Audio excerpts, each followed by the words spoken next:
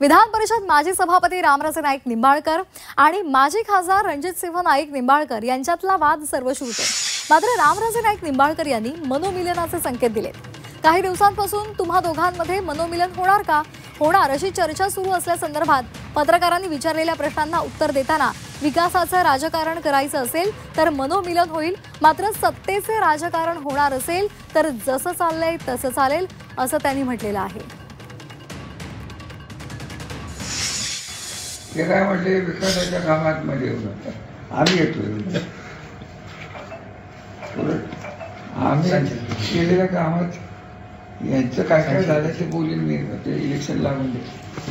तर मनोमिलन हा प्रश्न एकट्याचा नसून एकतर्फी प्रेमातनं होत नाही.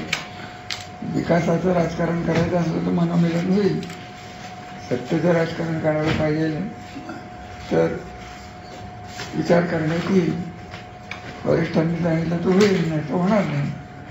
शेवटी चालायचं ते चालेल, व्हायचं ते होईल. निर्णय कोणाचा असं ते लोकांच्या लोक ठरवतील.